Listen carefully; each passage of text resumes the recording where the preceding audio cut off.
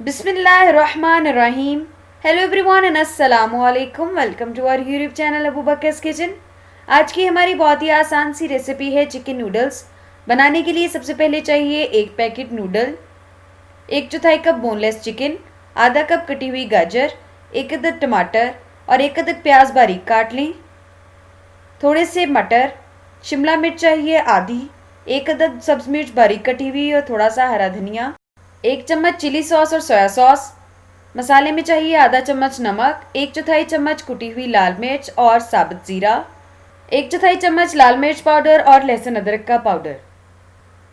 बनाने के लिए सबसे पहले किसी भी कढ़ाई या बर्तन के अंदर एक चौथाई कप ऑयल हल्का सा गर्म करें और उसमें प्याज अच्छे तरीके से सौते कर लें। फिर इसमें टमाटर शामिल कर दें और बोनलेस चिकन भी डाल दें।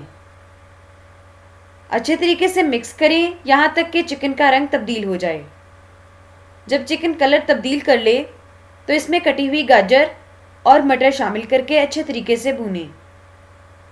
शिमला मिर्च भी शामिल कर दें। फिर इसमें सब्ज मिर्च भी शामिल करें और अच्छे तरीके से मिक्स करके भूनें।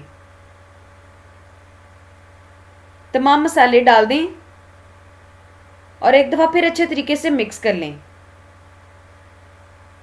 2 से 3 मिनट तक भूनने के बाद इसमें सोया सॉस और चिली सॉस शामिल कर दें और अच्छे तरीके से पकाएं। फिर आप इसमें नूडल मसाला शामिल कर दें। फिर इसे ढककर 5 से 6 मिनट के लिए पकने के लिए रख दें। दूसरी तरफ किसी सॉस पैन या किसी और बर्तन के अंदर नूडल्स को अच्छे तरीके से उबाल लें, यहाँ तक कि नूडल 90% तक गल जाएं। फिर उबले हुए नूडल्स चिकन वाले मसाले के अंदर शामिल कर दें और चिकन और वेजिटेबल्स के अंदर डालकर अच्छे तरीके से मिक्स कर लें।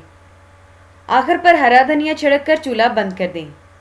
अल्हम्दुलिल्लाह बहुत ही मज़े के और आसान से चिकन नूडल्स तैयार हैं।